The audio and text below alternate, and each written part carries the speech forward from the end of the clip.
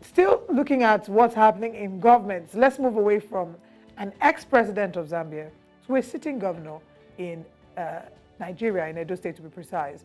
The feud between Governor Godwin Obaseki of Edo State and his deputy, Philip Shaibu, appears to have worsened, with the governor allegedly denying the deputy governor access to his office. The gates leading to Shaibu's office inside the government house was reportedly locked with chains and heavy padlocks when he arrived there on yesterday morning. Well, the deputy governor inquired from the Government House Commandant, Ibrahim Babatunde, who told him that the directive was from the above, apparently referring to the governor. Now, there were reports recently that the deputy governor's office had been relocated outside the government office amid the feud between him and Mr. Obaseki. But the deputy governor said, actually said he had yet to be informed that his office had been relocated outside the government house. And this is one of the biggest challenges that's actually being faced by the deputy governor. But let's take a look. Let's take a look at this, and you can see this for yourself. I come office now, and the gate is locked. I am padlocking the gate thing. Then padlock the gate. I'm padlocking the gate thing, the chain and key. Both the outer gate and the inner one, they padlock and chain it.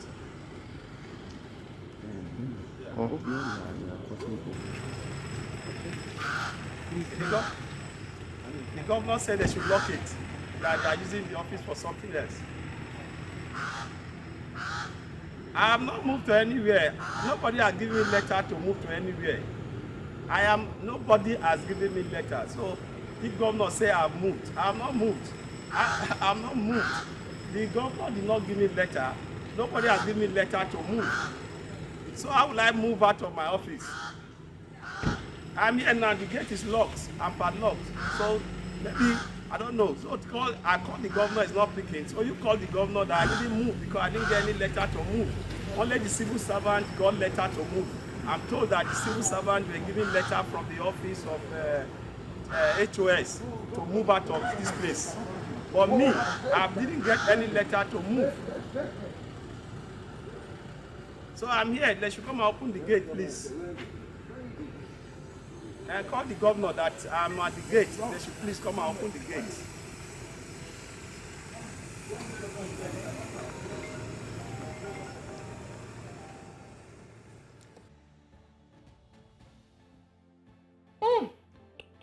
You wouldn't believe that that is a deputy governor being treated that way. Olive. It's very heartbreaking, to say the least, to see what's happening between Governor Godwin Obaseki and Philip Shaibu. Now, this has been an ongoing fight. If we go back to the events that happened recently, the Colosseum, the 60th Colosseum, I believe that, I'm not quite sure what the event title was, but I know it was a Colosseum of some sort. He had to stage a walkout because his media aides were not allowed into the premises. By he, I mean the deputy governor of Edo State. He had to stage a walkout because they wouldn't allow his media aides to come into the event with him. Now, if you trace a number of their quarrels or their agreements back to how it began, I can't see exactly how, but I know that Governor Godwin Obaseki has accused the deputy governor of running a parallel government because of his intentions to run for elections in 2024. Philip Shaibu, on the other hand, has said he's loyal to Obaseki's government. He's even referred to Obaseki as his big brother, saying that there's nothing going on between them. I mean, the straw that broke the camel's back, it would seem that the straw that broke the camel's back was when Philip Shaibu allegedly went to the court to ask for an injunction. Allegedly, since he still went back to pull it yes, he did. From the court. Yeah, went to the court to ask for an injunction refraining them from impeaching him. And the governor was like, who is impeaching you? Where are you getting this impeachment talk? It's interesting that we're having this conversation because we have another similar impeachment talk at the Senate, that we'll be talking about much later. But the governor said that, according to what we heard, that was done in bad faith to portray like they were after him, but nobody's after him. It's just, okay, if you know that you have clean hands, then go and pull it out. And for the longest time, Philip Shaibu didn't withdraw the case. Now he has, but it seems like what is done is done, what is broken is broken. The staging the walkout in August might have been what has led to the governor unofficially evicting the deputy governor from the government house premises. The deputy governor says he hasn't been given any official communique to this notice that he just came and met the door shut or the gate shut. And I really don't know where we can go from here with Edo State Governor. I don't know Edo State government. I don't know if they have time to run the government because they are busy fighting each other.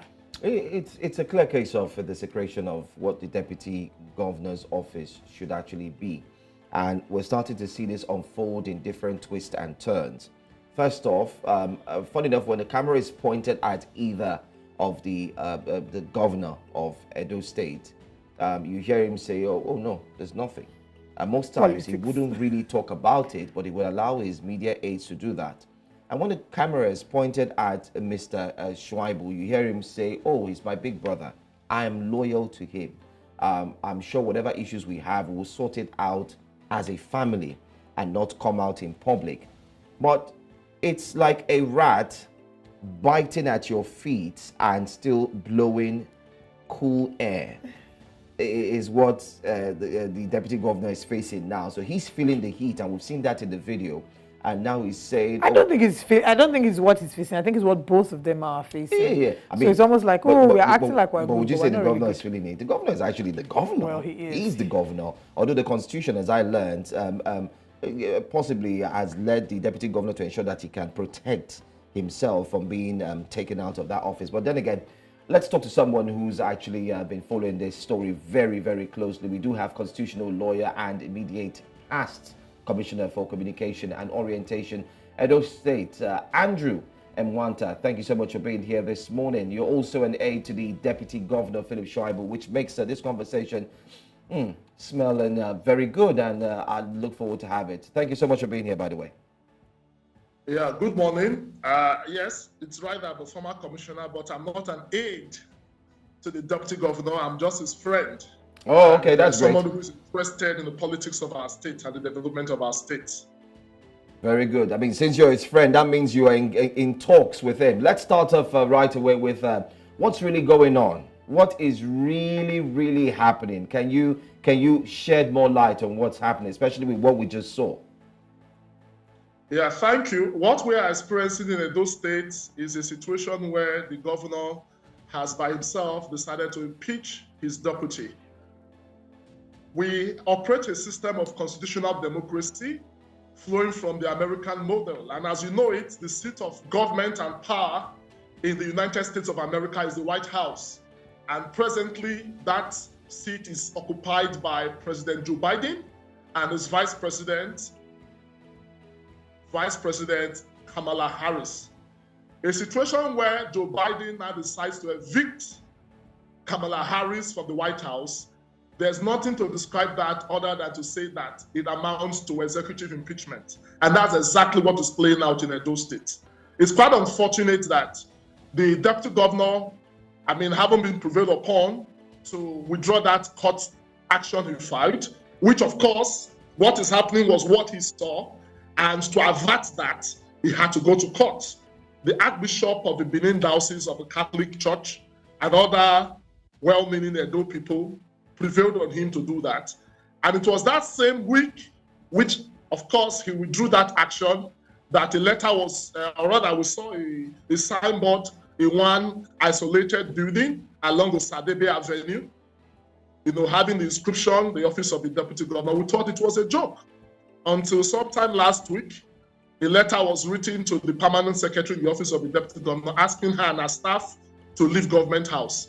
Remember that a week before that time, when we had the Midwest colloquium, the press crew of the deputy governor were denied access to the venue. Later that day, the governor disbanded the press crew and banned them from coming to Government House. And of course, when that letter came, it came as a shock, telling the deputy governor's people to leave Government House. His office staff to leave Government House. And of course, they obeyed because they are public servants. It's quite sad that just yesterday, the deputy governor, who goes to his office on a daily basis alone, went there yesterday and was so surprised to know that the governor gave an instruction that the entire complex should be locked. Why I'm even bothered, because what we are seeing has never happened anywhere in the world. That a man who has been elected into an office, the governor of the state, who is supposed to be an associate on that joint ticket, now unilaterally prevents him from accessing his office. Indirectly, the governor has declared the office of deputy governor vacant, knowing fully well the House of Assembly is not willing. They are not willing to impeach the deputy governor. So I'll use this medium to ask Mr. President to take note of what is happening in Edo State.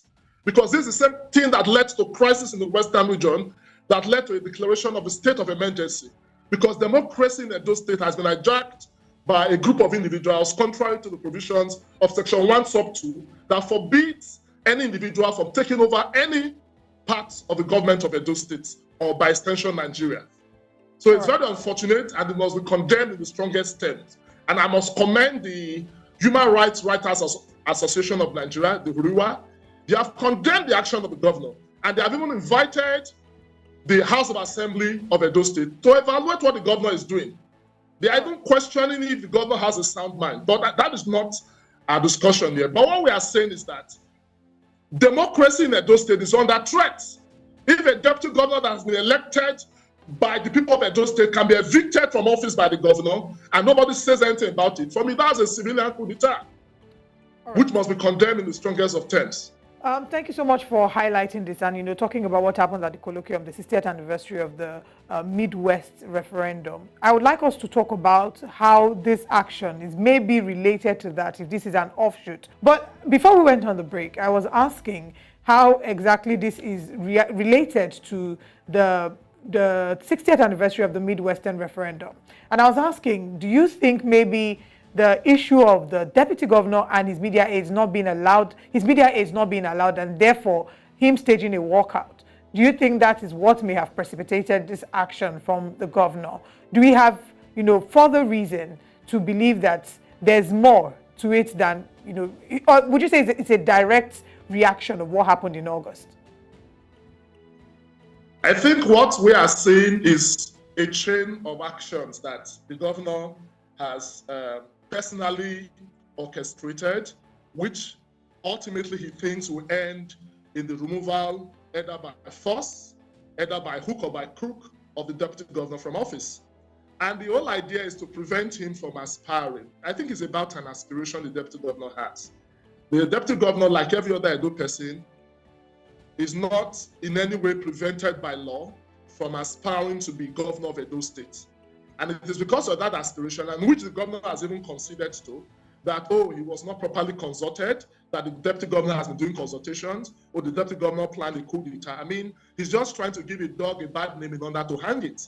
And he must not forget that he did not become governor because he is a technocrat. He did not become governor because he's an Edo man or a Bini man. He did not become governor because he's tall or he's dark or he has power. He became governor by the will of Edo people. And that will was what made both him and the deputy governor occupy the office on a joint ticket. And what I think the governor is trying to do is to prevent the deputy governor from running for office. Already the governor's choice his preferred candidate has been consulting, is everywhere in the social media, that the man has been moving from one place to the other. And there's even this rumor that the governor has been accompanying him in some instances. But let me tell you one thing. We Edo people, we are very resilient. We are not fools. We know what is happening. At the appropriate time, Edo people will take a decision. But what we are asking is that the governor should concentrate on governance. This is not what we elected him as governor for. We didn't elect him to be creating crisis upon crisis.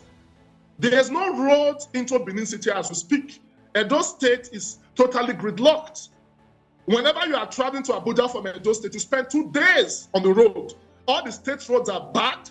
So it is not a question of federal road, as the governor is alluding to. Governance has taken a back seat as far as the policy of Edo State is concerned. And you see the governor keep making allusions to the fact that, he's been distracted by the deputy. The deputy even withdrew the matter from court. And you see the drama the governor has started orchestrating. Because they are trying to make Edo State so ungovernable so that they'll blame it on the federal government. But let me tell the governor one thing. He should remember that in a democracy, it is what the people say that matter. If this crisis escalates and a state of emergency is declared, I refer to what happened in Plateau State in 2003 under the regime of President Obasanjo. It became so bad that the House of Assembly was disbanded, the governor and his deputy were told to go home. An administrator was appointed for close to 6 months, and in his what the governor wants, because it appears he's not ready to govern the state again. Because a situation where Edo State Executive Council have stopped meeting, the activities of government have almost get crashed. Looking at the video we are seeing, the government house now looks like a ghost town. I mean, this is not what we elected them for. We elected them to govern us. They have just 1 year to go, and we expect them to quickly complete many of the abandoned projects we have across the state. The Stella Obasanjo Hospital they started is uncompleted. The Benin Mall uncompleted. Edo State University, the Abrozali University have been closed down for close to 1 month. The students are at home. So I don't know what governance is about if it's not about bringing the dividends of it, of democracy to the people. Is this a crisis we elected the governor for? A situation where he has prevented a fellow occupant of the office from discharging his duties?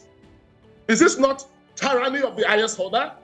I think the president of this country owe it to Edo people as the commander-in-chief to rein in the police, to rein in all the security forces, to allow the deputy governor to enjoy his office that Edo people elected them into. This is the same way they prevented 14 lawmakers from sitting, much as some of us didn't see it as a danger coming, and that is what we are now experiencing.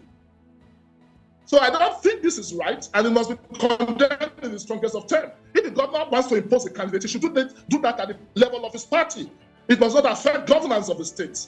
Mr. Because Emwanta, governance is what Edo people are asking for. They are not asking for this dirty drama that is playing out. Mr. Emwanta, you would agree with me that until some of these or this particular issue is resolved, it possibly will affect indeed the governorship of the state. But let's look at this as well. There are, slight rumors here and there that the deputy governor did not go to the governor, that's Mr. Obaseki himself, to plead with him that he would like to run for 2024. And aside that, there are also rumors that he may be going back to the party from which they came from. I don't know how true these rumors are. And many are saying that it is because of these rumors that has made the governor to use the hammer, especially on a house fly, to ensure that there is no progress. I will start with the last, which has to do with the APC question. I don't think the deputy governor has any plan of leaving the PDP. And for him to join the APC, I'm not aware of that. But assuming but not considering that he has that aspiration or he has that intention, the governor should remember too that they were in APC. They took the ticket of APC into PDP in 2020. So that is not a new development. But I don't think that the deputy governor has that intention. Because if he has that intention, long ago he would have expressed it and he would have, of course, it will not take him anything to join the APC. The law does not prevent him. He's not a member of the legislative house that will now make his seat to be vacant. So there's nothing that can be further from the truth. And as such, that cannot be the basis. It is the governor's mouth, the whole world heard that, the deputy governor is planning to join APC. Nobody has said that he's planning to join APC. And even if he decides to join the APC, it is not a crime because that's where they all came from, right? So having said that, and I think it is even wrong to say that the governor must give his permission for his deputy to run. This is the same thing we spoke against, this issue of godfatherism. When the governor claimed he was disqualified, I use the word claim advisedly because I know the governor arranged his disqualification from the APC. We have our facts, and at the appropriate time we'll put it there to gain the sympathy of the villa. At that time, the whole idea was to create that sympathy so that Adams Oshombala will be moved from office as national chairman to create a smooth sail for him. But when that became impossible, he now joined the PDP, taking the ticket of the APC into the PDP. So I don't think the governor at that time sought anybody's permission to run. So I don't think it is right for the deputy governor to write officially to the governor. He has informed him that he's interested, and I think that is sufficient. And besides, it's a democracy we operate. It's not an autocracy. It's not a monarchy. It's a situation for Edo people to decide. If they want either somebody from Edo Central, they want somebody from Edo South, or they want somebody from Edo North where the deputy governor comes from. It is for Edo people to decide. It is not in the place of any individual. And even some of us have even argued that why are we so bent on saying that zoning must be along ethnic lines? The governor is almost 70 years. Don't we have a not too young to run law in this country? Can't a young person run for the office of governor? General Bamudia became governor of the Midwest at the age of 35. Why are they now hunting a young man, Shaibu? That is why some of us feel very bad that a situation where we keep recycling old leaders. The person the governor is supporting is even older than him or about his age. So we are tired of all these old men. We want a young person as governor of Edo State because a young man will not behave the way the governor is behaving. And I think it is totally unacceptable for anybody to say because the deputy governor has an aspiration, so he should be prevented from carrying out the office, the functions of the office, or stay in the office and the people have elected him to. All so right. I am still calling on Mr. President to please look at what is happening in Edo State and restore law and order to our state, because what we are experiencing is anarchy of the highest order. Okay, as quickly as possible. The strongest of threats. As quickly as possible, can you lead us back to when exactly this whole feud between the governor and the deputy governor started? Because if we remember, the deputy governor was firmly behind the governor, preparing towards getting into office. Reports having that he was very supportive of the governor during the elections. And on the one hand, whilst we're thinking that the feud started at the point where the deputy governor went to the court asking the court to stop the governor from, stop the governor's alleged plot to remove him from office. We're not quite sure exactly where the feud started. So we're hoping you can help us maybe with some clarity in that regard. Okay, I'll start with the Youth Council election, which took place November last year. And coincidentally, at the time, I was Commissioner for Youth and Gender Affairs, Edo State. I observed that there was crisis which I inherited from my predecessor, who is the current Commissioner for Communication, because they failed to organize their Youth Council election. So at the time, because of the two factions we had and the fact that they were not ready, the incumbent government had issues because their tenure in office was about to elapse by fruition of time. There was need for me to seek help. So I reached out to the deputy governor, and with the directives of the governor, we were able to organize that election, and it was done successfully. So unfortunately, some persons in the camp of the governor gave him this impression that the particular ESCO of the Youth Council were loyal to the deputy governor. 6 months after the election of that and inauguration of that particular ESCO, in a very sudden twist, one of the Youth Council members told me that, because we refused to change certain members of the ESCO, because the feeling was they were all loyal to the deputy governor, and that it was because of his aspiration, that ESCO will be dissolved, that the Edo State Executive Council will be dissolved, some commissioners will be told to go, and in between, a new ESCO of the Youth Council will be elected and sworn in. And that's what exactly happened.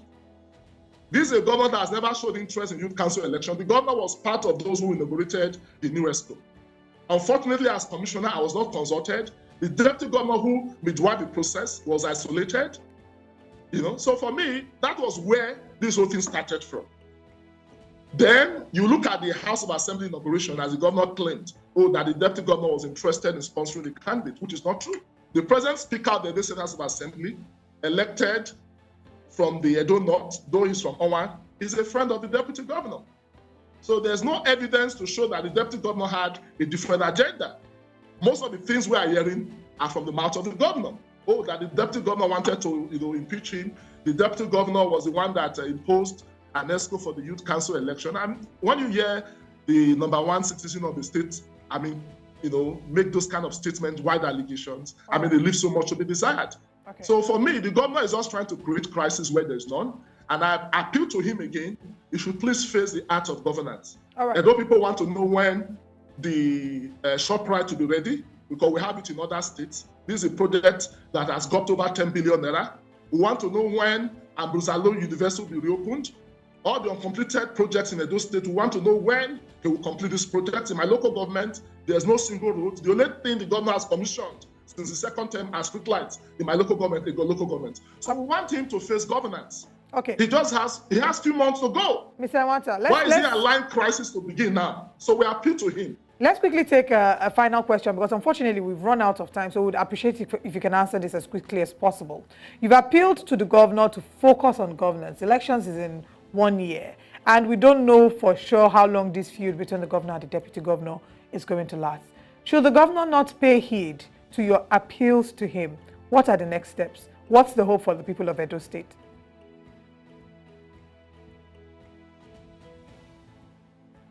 Are you there with us, Mr.?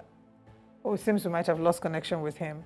All right. I'm hoping that we can have him join us at some point to share with us what exactly. Absolutely. It's a developing story. These are not very exciting stories to talk about. It's not. It's not very. I mean, I was reading an interview that the governor had granted at the beginning of his second tenure, when he was saying that part of his worries would be that when he leaves office, the person who is succeeding him, would they be able to continue the reform he would have started, in his time, and a number of people had hope that his second term would be better than the first term, but from the report we're hearing, it's not as impressive. The last year before the elections, typically, they know they can't come back for third term. So you don't really have much to leverage against them. You know that politicians are usually more active in the first term, and because then they're trying to impress you and convince you to vote them for a second term. Right now, he doesn't really have much. It's like, let's just take it easy. Yeah. Let's slow down a bit. It's balling. He doesn't have much to lose. So the concern is, how long is this feud going to continue? And if it continues, what's the next step? Are they going to court? There's so many angles, but then they talk about the immunity clause. Anyway, we can't exhaust this conversation today. It is an ongoing story. We hope to be able to keep talking about it until we see a change.